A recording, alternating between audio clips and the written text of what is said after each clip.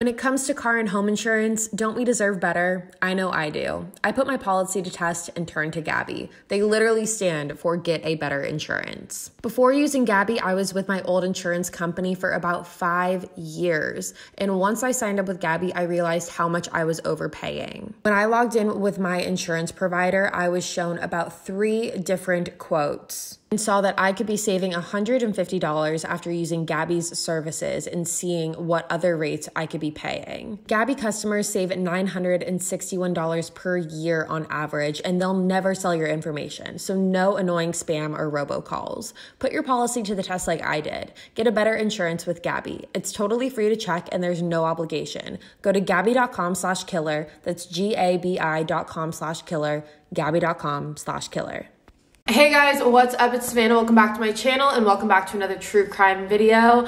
As you guys can tell by the title of today's video, today we are discussing the unsolved and gruesome murder of the Bricca family. In 1966, Jerry, Linda, and Debbie Bricca were all brutally murdered in their home, and to this day, the case has yet to be solved. It is a wild case that'll definitely leave us with more questions than answers, and I'm very interested to hear what you guys have to say about it. So with that being said, let's jump right on into it. So let's talk about who the Bricca family consisted of. In the family, you had Gerald Bricca, who went by the name Jerry, and in 1961, Jerry married a woman named Linda in Seattle, Washington. Now, Jerry worked as a chemical engineer with a company called Monsanto, and Linda worked as a stewardess for United Airlines. Now, Linda started her job as a flight attendant in 1961, and then 3 months later, she met Jerry. And after the two of them had their first child together, a little girl named Deborah, on June 6, 1962,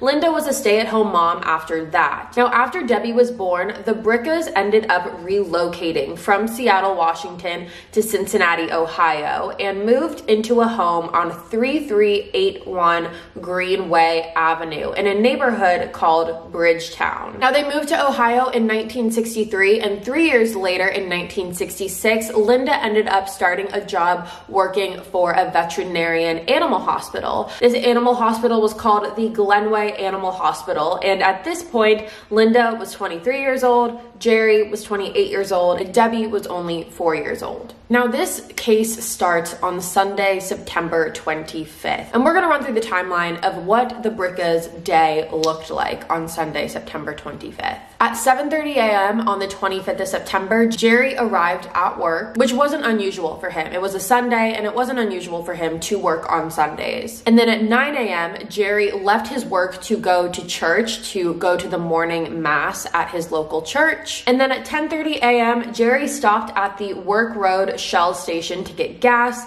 And by 10:50 a.m., Jerry was back home and seen by his neighbor, a man named Richard Jansen, and the two of them exchanged a small conversation. According to Richard, this conversation was just a joking small talk conversation, and the two of them were laughing about the fact that Jerry was an early bird, he was up early, and then also the fact that he was working on a Sunday. By 12:10 p.m., Linda had called in a prescription of hers at the Walgreens located at the Western Plaza, and by 12:25 p.m., Jerry went back to work at Monsanto. Then something a little unusual happened on the 25th. At about 4 o'clock p.m.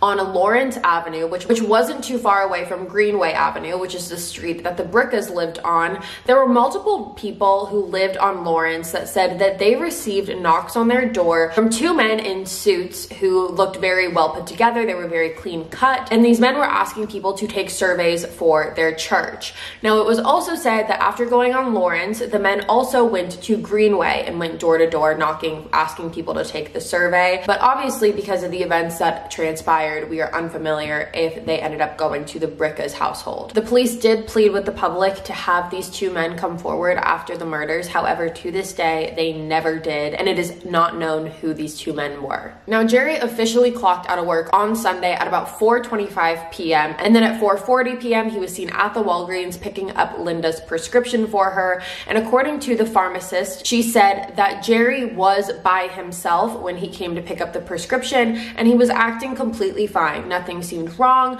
nothing seemed out of the ordinary, and he was alone. Now, Jerry was at home by 6:45 p.m. on the 25th, and that is when he received a phone call from a coworker of his named Glenn Ritchie. According to Glenn, he said that this phone call was referring to the fact that him and Jerry were leaving on the 26th to go to West Virginia together for a work trip. Now, on the phone, Glenn and Jerry talked about their itinerary for the next day. And on this phone call, Jerry also offered to pick up Glenn from his house at about 6:30 a.m. on the 26th the following day. The plan was for Jerry to pick up Glenn, and then the two of them were going to carpool to the airport together. And according to Glenn, he said that Jerry seemed completely fine on the phone. He was cracking jokes. They were having great small talk. There was a point where Jerry had to put the phone down to go check the itinerary of their plane ticket to see what time they had to be at the airport.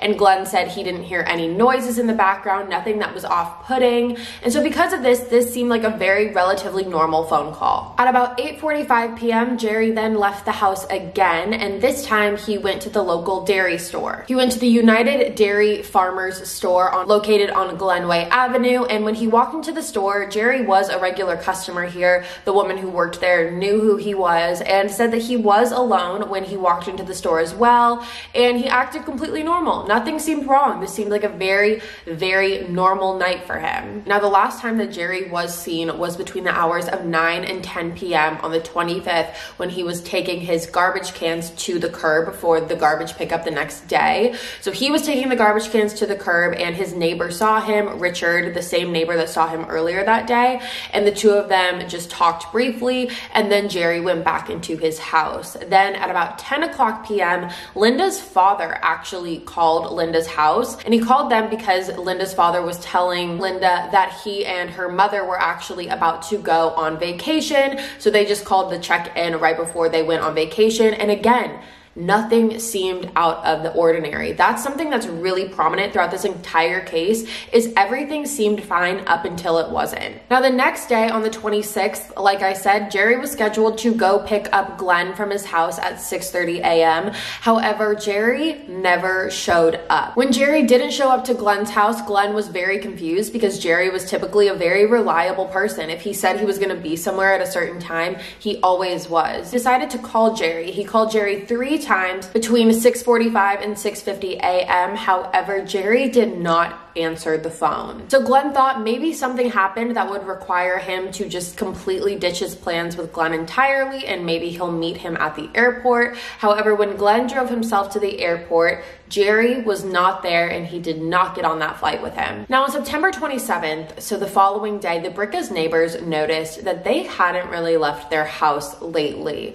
Their trash cans were still on the curb from 2 days prior, and their cars had not left the driveway. Now, this was very unusual for the Briccas. They were a very social family. This was the type of family that always had the holiday parties and the family barbecues and would invite all the neighbors over. So they were very well known with their neighbors. They had a great relationship with their neighbors, and they were typically always out and about doing things, so their neighbors always saw them. So for these two things to have happened was pretty off-putting for their neighbors, especially one named Richard Mayer. Now, when Richard noticed that the trash cans as well as the cars hadn't moved, he then decided to put the Bricca's newspaper on their front porch, thinking that that would be the indication of whether or not they were at home or if something was wrong. So he put the newspaper on the front porch, and after a little bit went by and the newspaper never got picked up, Richard thought that something was very wrong here. So he ended up calling the Bricca's household multiple times and still got no answer. Now, that is when Richard Mayer decided that he was going to walk over to the Bricca's and just knock on the door and see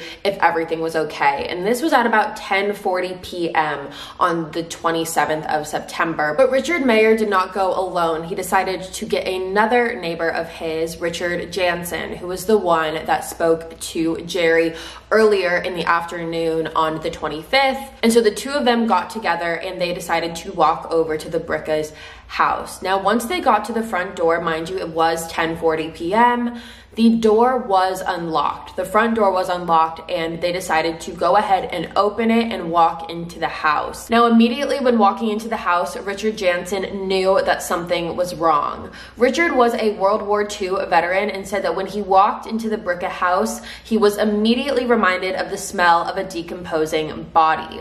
Now, being a war veteran, this was a smell he knew all too well, and when walking in, it hit him immediately. Now, the Bricca house was 2 stories, so the men walked upstairs. After scoping out the downstairs area and not seeing anything, they decided to walk upstairs, and when they walked upstairs, they walked into the master bedroom, and when they did that, they discovered the bodies of Jerry and Linda Bricca laying on their master bedroom floor, and both had been brutally beaten and stabbed to death. Jerry was found face down on the floor in between the bed and the wall, and Linda was found laying on top of him facing up. Like I said, they had both suffered from multiple stab wounds, and it appeared as if they had been beaten. Now, after discovering Jerry and Linda's body, the men walked down the hall into Debbie's room, and that is when they found Debbie laying with her entire body spread out in the middle of the floor as if she had been dragged from underneath a bed. She did only have one sock on, and Debbie also suffered from multiple stab wounds. Now, after discovering the bodies, the Richards immediately called the police, and authorities arrived right on the scene. Now, when authorities arrived on the scene, they began their investigation and noticed a couple worrisome things throughout the home.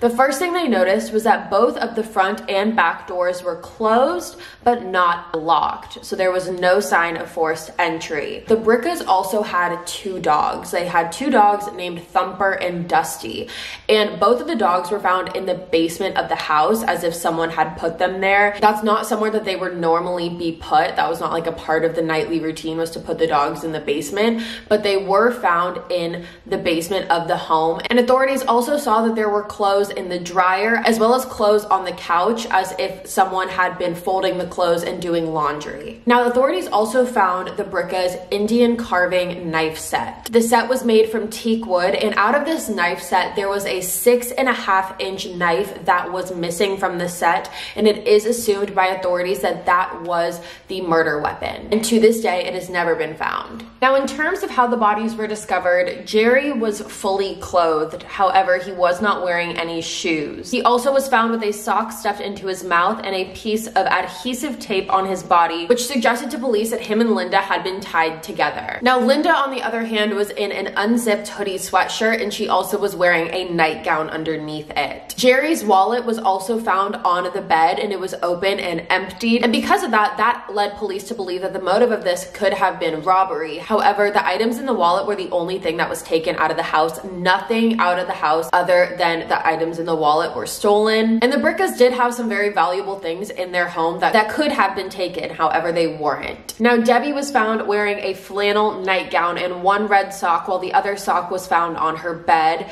and authorities also discovered a bundle of 15 strands of short braided hemp rope in the garage that they believe could have been used to tie Jerry. Now, the state of the house, the condition that the Bricca's house was in when authorities got there, the house was all cleaned up, and authorities swept the home for any fingerprints or DNA. However, they were unable to find anything. Something that's also important to note, though, is at the time that authorities got there, the word of what had happened had already spread throughout the neighborhood, and there were multiple people who went in and out of the house before authorities were able to close off the scene. So ultimately, it's contaminated with the crime scene a little bit. Now, as far as cause of death goes, Jerry suffered 9 stab wounds, while Linda suffered from 8, and the medical examiner also concluded that Linda had been raped. Debbie had been stabbed 4 times, and because she was only 4 years old, the knife had gone completely through her body. The medical examiner stated that the stab wounds occurred from 10 p.m. to 6:30 a.m. So the night of the 25th at 10:30 p.m. all the way into the morning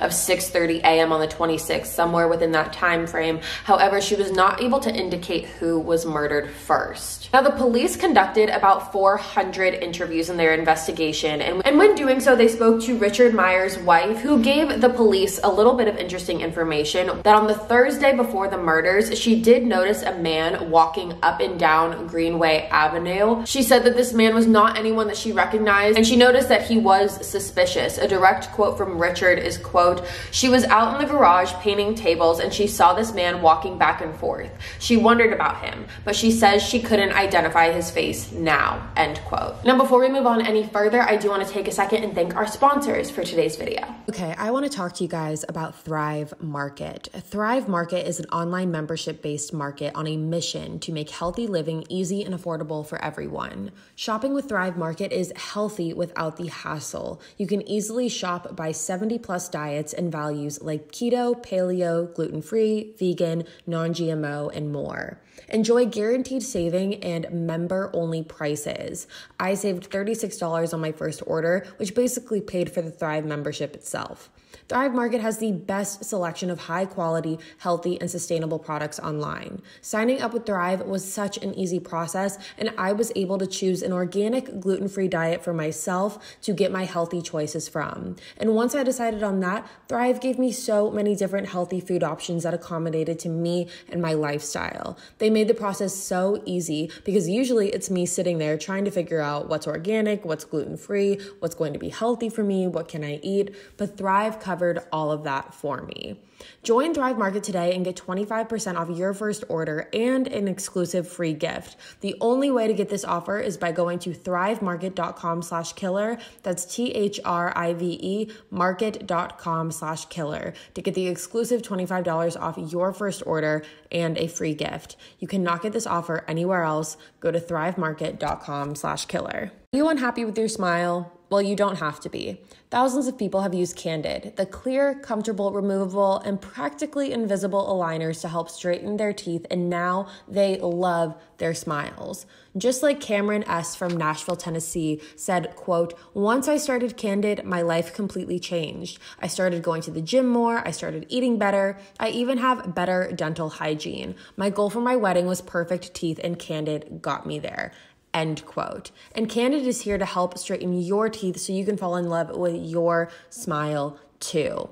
Your treatment is prescribed and closely monitored remotely by a licensed orthodontist who's an expert in teeth movement. You'll have the same quality of care you'd get from an in-office orthodontist from the comfort and convenience of your own home. And while other companies use general dentists, Candid only works with orthodontists. With Candid, the same orthodontist who created your plan is with you from start to finish, so you never have to wonder how you're doing. The average Candid treatment is just 6 months. Start seeing results way before then, and it costs thousands less than traditional braces. Become your best you. Start straightening your teeth today. Right now, you can save $75 on Candid's starter kit. Go to candidco.com/killer and use the code KILLER. That's candidco.com/killer and use code KILLER. Take advantage of this limited time offer to save $75 on your starter kit. That's candidco.com/killer, code KILLER.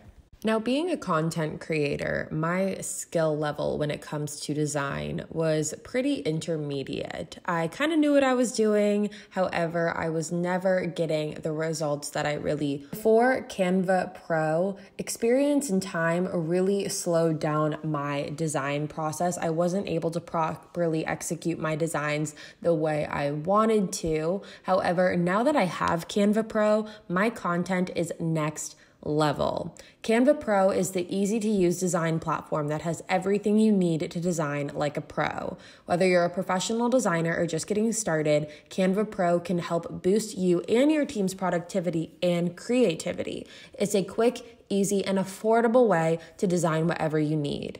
No matter what you're creating and sharing, Canva Pro has everything you need in one place, including a collection of over 75 million premium photos, videos, audio, and graphics. Plus, Canva Pro comes with time-saving tools that simplify and speed up the creative process. My favorite Canva feature is the Instagram story templates. They have so many to choose from, so many fun and different aesthetics that you can pick to match whatever your vibe is, and I've been using them so much lately and absolutely love them. Canva is so ideal for literally anyone can use Canva Pro. They accommodate students, marketing teams, nonprofits, entrepreneurs, crafty moms, and more. With Canva Pro, the creativity of your content is really, really endless. You guys are going to absolutely love it. There is so many fun designs for you to choose from, no matter what you're looking for.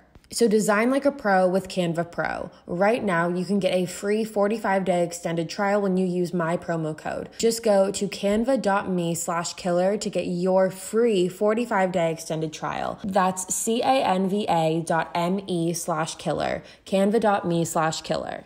Now, the Bricca murders were not the only murders in Cincinnati, Ohio that had occurred during this time. At the time of the Bricca family murders, there were 7 unsolved murders that had occurred over a 10-month span in Cincinnati, Ohio. These included the murders of 4 women, 3 of which were raped and strangled, and the other was stabbed and ran over by a taxi. Then on December 2nd, 1965, a woman named Imogene Harrison was found dead in the basement of her apartment building. 4 months after that, on April 4th, a 58-year-old woman named Lois Dant was found dead in her apartment. And shortly after, a 56-year-old woman named Jeanette Messer was found dead in a park near the University of Cincinnati. The police named this killer the Cincinnati Strangler. However, once they kind of started their investigation, they noticed the Cincinnati Strangler did not usually target families. So because of that, they believed that it most likely was not the Cincinnati Strangler who committed these crimes. Now let's introduce a new man here. This man is named Dr. Fred Leininger. Dr. Fred Leininger was a 36-year-old veterinarian who owned and operated the Glenway Animal Hospital, where Linda would eventually work at. He had a wife and 4 children, and Linda had sent her pets to the Glenway Animal Hospital for years leading up to her employment there. So she definitely was familiar with Fred prior to herself working there. And then on Monday, September 19th, so we're just talking days before the murders, Linda was employed at the Glenway Animal Hospital. She walked in and she said that she loved working with animals and she always dreamed of working in a veterinary office. And so because of that, Fred hired her to work part-time, and she was only going to be scheduled to work on Wednesdays. Now on Friday, September 23rd, so just 2 days prior to the murders, Fred did stop by the Bricca household, and he did so because Debbie had left a book at his office. Because her mom worked there, she left the book at the office, and Fred went to the house to drop the book off. Now, Fred said that when he was there, he did not see Jerry, he did not see Linda. All he saw was Debbie playing in the front yard, and so because of that, he decided to just give Debbie the book instead and then drove off. Now, here is where the bomb gets dropped though, and things get a little messy, because it is alleged that Fred and Linda were having an affair. Now, it's unclear when this affair started. I know Linda only started her job just several days prior to her murders, but she did use the animal hospital for 3 years leading up to the murders. So the affair, if this is true, could have started anywhere between that time frame. At first, it was said that Linda was raped. That is what the medical examiner reported, because it was clear that she did have sex with someone within the 24-hour period of her being murdered. However, that person was not her husband. Now, with this new piece of information that came out about the possibility of her having an affair with Fred, it did lead police to believe that maybe she was not raped by whoever did this to her, and she could have had consensual sex with whoever she was having an affair with the day prior to her murder. So there's a lot of confusion on whether or not she was actually raped or not, because it could have been just consensual sex from the day prior, and we would never know. Now, here's where things get a little weird. Remember how earlier I said that authorities found a piece of adhesive tape on Jerry when they discovered his body? Well, this piece of tape was a very specific piece of tape, and it was a piece of veterinary tape. Now, as you can imagine, there's only one person who would have access to veterinary tape, and that is a veterinarian. And along with that, Thumper and Dusty, the family dogs who were found in the basement, when they were taken to SPCA to get checked out and make sure that everything was good with them, it was discovered that they had been given a sedative by someone, and it is assumed that the sedative was given by the killer. Now, who would have access to a dog sedative and know how to administer a dog sedative? More likely than not, the only person that would know how to do something like that is a veterinarian, which also put Fred in the spotlight again, because he would know how to administer a sedative repetitive like that. And when authorities did talk to Linda's friends, they said that Linda had a male friend that she had a very close and intimate relationship with. However, this male friend was never named. There were multiple people who did say that they had seen Linda and Fred together at different lovers' lane spots and in different alleyways, which is really random. However, if they were trying to keep their relationship under wraps, that would make sense as to why they were trying to hide out. Now, authorities wanted to speak with Fred after the murders, and they did 2 interviews with him. The first was a 10-minute interview where authorities approached him, told him about the murders, and weirdly enough, authorities said he did not ask any questions about the murders. He didn't seem shocked, he didn't seem upset, he didn't seem sad. And one of the detectives actually described his demeanor as quote unquote clinical and aloof. The second interview that he was given was a 45-minute interview that was videotaped. And in this interview, he did pretty much deny having a relationship with Linda, denied having any affair with her, and denied really having any other connection with her. But you do have to remember that Fred was married at this time, so this isn't something that he's going to openly admit to, because not only does that put a target on his back in this case, but that also just creates a lot of problems with him personally. So it's not a surprise that he just denied the whole thing. Fred also refused to give over any DNA samples, and after the second 45-minute interview, he refused to cooperate with police any longer and said that if they wanted to talk to him, they could do so through his lawyer. Now let's talk about theories here, because there are a couple, and like I said, there's more questions than answers in this case. The first question I have was this a one-person job? To take down an entire family, have enough time to sedate the dogs, and not get caught in the process seems extremely difficult. Along with that, these houses where the Briccas lived were very, very close together. So the fact that no one would hear anything is extremely odd, which to me leads to the thought that whoever is responsible for this is someone that the Briccas knew. Because if a stranger walks into the house, you're going to have a shocked and alarming reaction, rather if it's just someone that you know. There was no sign of forced entry, and a lot of people believe that Debbie was murdered too because she knew the person that murdered her parents and they needed to get rid of any witnesses. There are a lot of arguments here on whether or not this was a crime of passion or not. A lot of people say that this was not a crime of passion because the entire space was cleaned up afterwards, the murder weapon was never found, and it seemed more methodical. But then there are a lot of people who say that this was a crime of passion because stab wounds typically indicate a crime of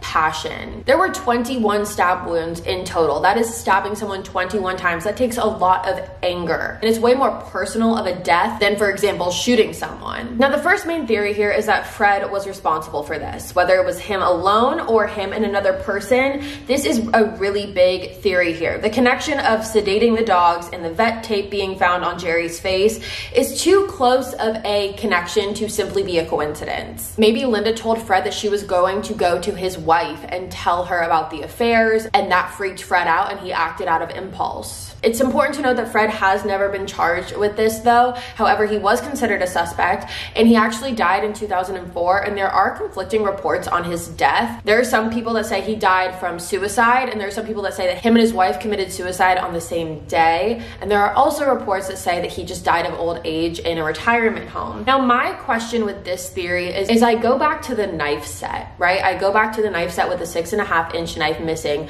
that is presumed to be the murder weapon. Typically, if you're walking into a home to murder someone, if that is your intent, you have the weapon with you. You have your way to execute that plan with you. And the fact that the murder weapon was more than likely something that the Briccas owned makes me wonder if that whoever did this walked into that house with the intent to kill. Now, because of that, it makes me wonder if Fred maybe went to the Briccas house to try and talk to Jerry or to try and talk to Linda. Maybe Jerry came home. Maybe there was an argument that erupted and one thing led to another, and it led to all of these killings. But then again, maybe whoever did this had a murder weapon with them, and Jerry pulled out the knife, and somehow the knife fell, the killer got it and used that as his weapon instead. I feel like those are two plausible options, but you guys can let me know what you think. Now, the second theory in this is that this was not Fred, and this was a crime of opportunity. Now, like I said earlier, the robbery thing was pretty much ruled out right away because there were no valuables in the house that were taken, and whoever did this could have had the opportunity to take those, especially because it didn't seem like they left in a rush. You know, they took the time to sedate the dogs, they took the time to clean up afterwards, they took the time to hide the murder weapon. They clearly didn't leave in that much of a rush, so they could have taken belongings that belonged to the Briccas if they wanted to. However, because they didn't, it does not seem like robbery is the motive here. For me, I question the two men walking around with the church survey. To me, that almost seems too coincidental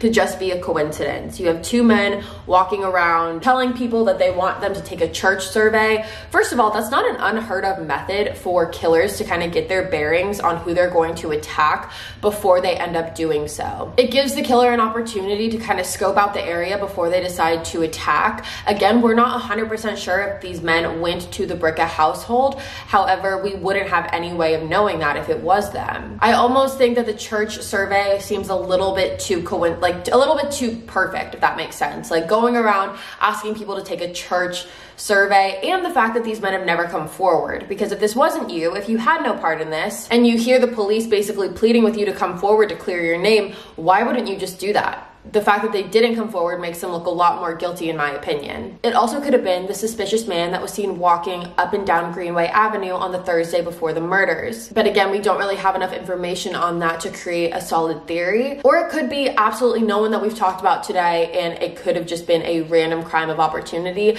But again, I feel like that is more unlikely. And I'm really interested to see what you guys have to say about this one. I'm not exactly sure where I fall. In doing my research, there were times where I thought it was 100% Fred, and then there are times where I wasn't so sure and kind of leaning more towards the church survey people. But let me know what you think in the comments below. And with that being said, you guys, that is all from me today. Thank you so much for tuning in to another true crime video here on my channel. I'll be back in a couple days with a brand new one, and until then, stay safe, guys. Bye.